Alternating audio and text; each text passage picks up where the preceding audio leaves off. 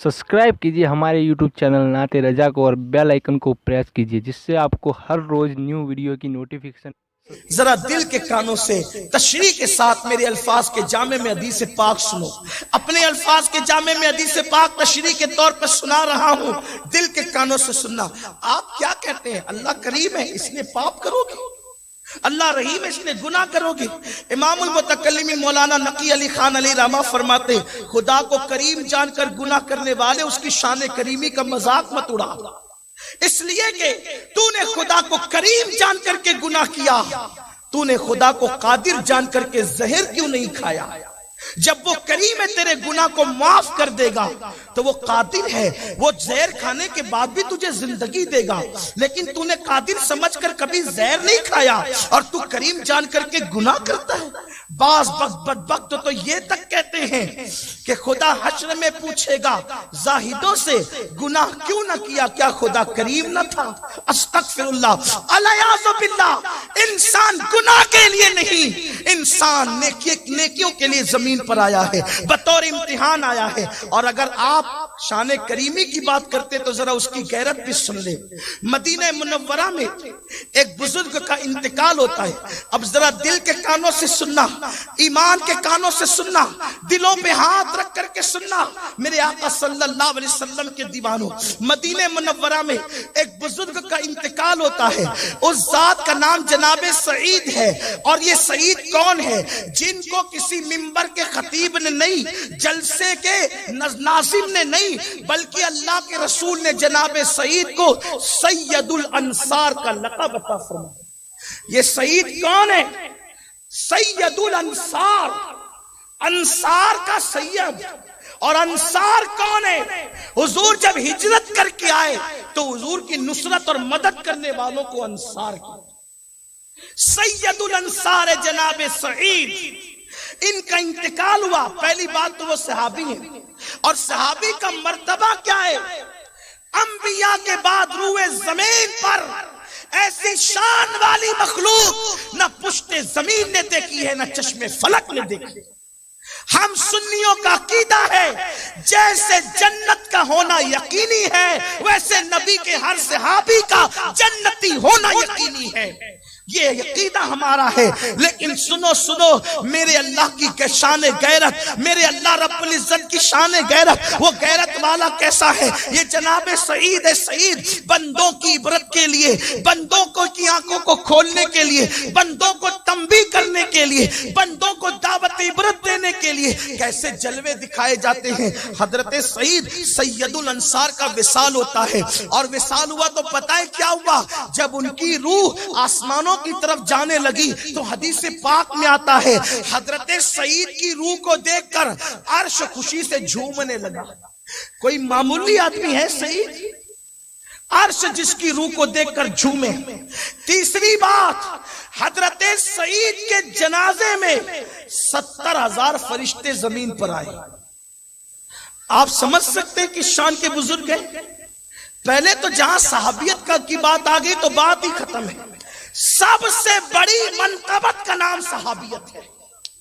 किसी को आपने सहाबी कह दिया, अब चाहे आप अशार लिखे या ना लिखे, इससे बड़ी दुनिया में कोई मनकबत हो नहीं सकती। क्योंकि जिसको सहाबी कहा उसके लिए कुरान खुद मनकबत खानी करता नजर आता है। वकुल्लम वादल्लाहुल हुस्ना, हमने उन सब के साथ हुस्ना का वादा कर लिया है।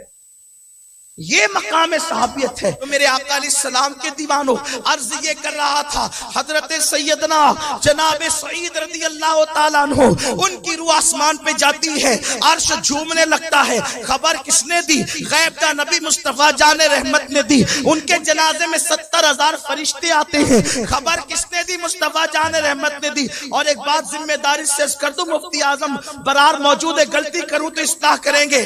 70,000 फरिश्तों का आना हमारे लिए उतनी फजीलत की बात नहीं है जितना मुस्तफा जाने रहमत की आमद फजीलत की बात। जिसके जनाजे में हुजूर खुद आ जाए, फिर 70,000 फरिश्तों से बढ़कर के उनकी सआदत है ना। इसलिए कि कुजा फरिश्ते और कुजा महबूब रब्बुल आलमीन, अरे वो तो आम फरिश्ते हैं। जो फरिश्तों का सरदार है उसका जी भी सिदरा पर नहीं लगता, वो बार बार तमन्ना करता है अल्लाह कोई हुक्म दे तो बहाने से नबी की बारगाह में पहुंच जाओ। बेलिकाए यार उनको चैन आ जाता अगर बार बार आते न यूं जिब्रील सिदरा छोड़ के। लोग कहते मौलाना ये सुन्नी मदीने की बातें इतनी क्यों करते? हम कहते अरे हम क्या, वो सिदरा वाला भी मदीने के बगैर नहीं रहता। नारे तकबीर, नारे रिसालत, सुन्नी दावत इस्लामी। सिदरे वाले को भी चैन नहीं आता मदीने के बगैर। बेलिकाए यार उनको चैन आ जाता अगर बार बार आते ना यूं जिब्रील सिदरा छोड़कर। और चमने तैबा है वो बाग के मुर्गे सिदरा, चमने तैबा है वो बाग के मुर्गे सिदरा, बरसों चहके हैं जहां बुलबुले शैदा होकर। सरकार ने फरमाया 70,000 फरिश्ते सईद के जनाजे में आए। सईद के जनाजे को जाता हुआ देखकर, रूह सईद को देखकर अर्श झूमने लगा। नबियों का इमाम, नबीयुल अंबिया, इमामुल अंबिया, सैयदुल अंबिया, ताहा व यासीन, साहिब कुरान मुस्तफा जान रहमत उनके जनाजे में शरीक हुए। अल्लाह के रसूल जनाब सईद के जनाजे में शरीक हुए। सोचो जिसका नाम जनाजे पे पढ़ दो तो मैयत की मगफिरत हो जाए। वो खुद जाने दुआ, जाने ईमान, जाने इबादत जनाब सईद के जनाजे में है, लेकिन जनाब सईद की कब्र में उनको रख दिया गया, मिट्टी बराबर कर दी गई। सुन्नियों हकीकतों पे भी जरा नजर रहे। बहुत कहानी किस्से सुन चुके हम, थोड़ा जरा इन पर भी नजर रहे। अल्लाह माफ करने वाला है, बेशक माफ करने वाला है, लेकिन इस पे भी नजर रहे। हुजूर बख्शवा लेंगे, बेशक बख्शवाएंगे, मगर जरा इस पे भी नजर रहे। जन्नत हमारे बाप की है, बिल्कुल आपके बाप की है, मगर इस पे भी नजर रहे।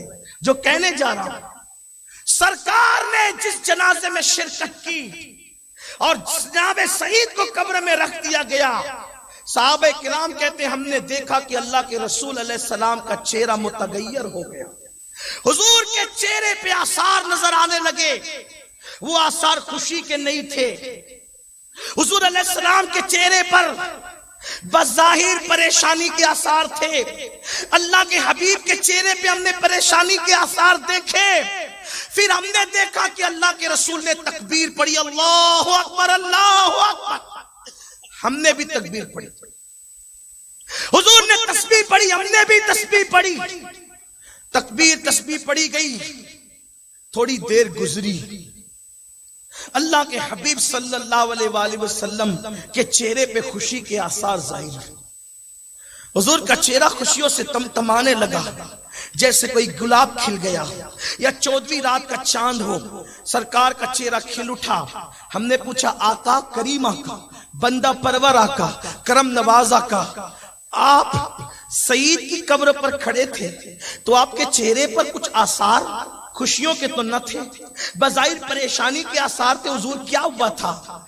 करीम आका गैब दा नबी फरमाते हैं तुम्हारे इस नेक भाई पर।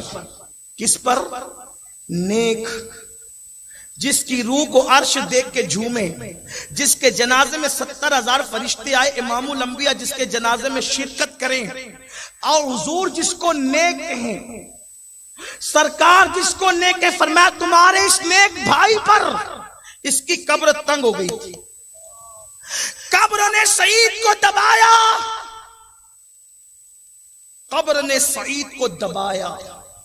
मुल्ला अली कारी ने इसकी बहुत प्यारी तशरीह तौज़ी की है, लेकिन चूंकि यहां पर मैं आपको नसीहत करने के लिए अपने बुजुर्गों के हुक्म से बैठा हूं, अगरचे मैं नसीहत के काबिल नहीं हूं, बल्कि अपने नफ्स को नसीहत करता हूं आप सबके साथ।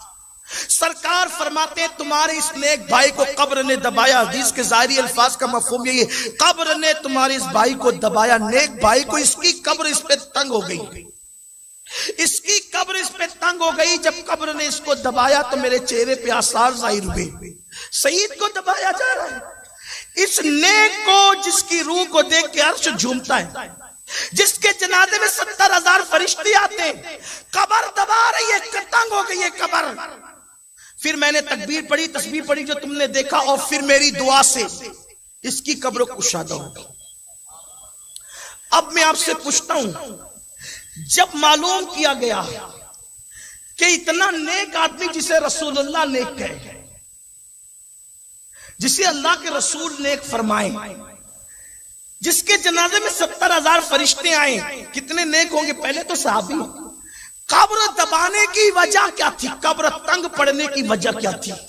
तो फरमाया गया कि वो बकरियां चराते थे, और जंगलों में जब बकरियां चराते थे तो बकरियां जो पेशाब करती थी, वो पेशाब के छींटे उनके बदन पे लग जाते थे, जानबूझकर नहीं, लाशऊरी तौर पर वो बकरियों के पेशाब के छींटे से बच नहीं पाते थे।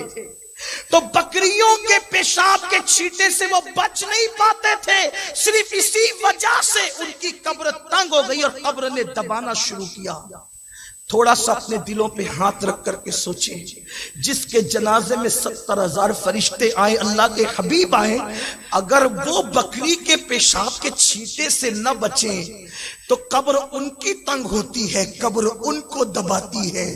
मेरे आका अलैहिस्सलाम के दीवानों, यहाँ बकरी का पेशाब नहीं है, यहाँ तो जिना के अड्डे हैं, यहाँ तो शराब के अड्डे हैं, यहाँ तो नाप तोल में कमी है, यहाँ तो माँ बाप को धक्के दे के घर से निकालना है, यहाँ तो घंटों घंटों कमरों में बैठ के, मस्जिद के हुजरों में बैठ के, मस्जिद के सहन में बैठकर, मदरसों में बैठकर, घरों में बैठकर, हत्ता कि अल्लाहु अकबर, हम कहाँ कहाँ बैठकर, आस्थानों पे बैठ करके एक दूसरे की गीबत करते हैं, चुगली करते हैं, एक दूसरे की आबरू पे हमला करते हैं। अपनी कब्र में अपना हाल क्या? कोई मकाम पा सकता है शहीद जैसा? किस बला की मैं से है सरशार हम, दिन ढला होते नहीं होशियार। वो बकरी का पेशाब जो एक मुट्ठी, एक चुल्लू पानी से धुला जा सकता है, बकरी का पेशाब जो एक चुल्लू, एक मुट्ठी पानी से धुला जा सकता है, अगर उसके छींटे सहाबी के बदन पे लग जाएं तो वहां कब्र तंग होती है। वो गुनाहों के धब्बे जो 7 समुंदर का पानी भी धुल नहीं सकता, जो हमारे दिलों पे लगे हुए ना वो धब्बे, उन लोगों का अंजाम क्या होगा?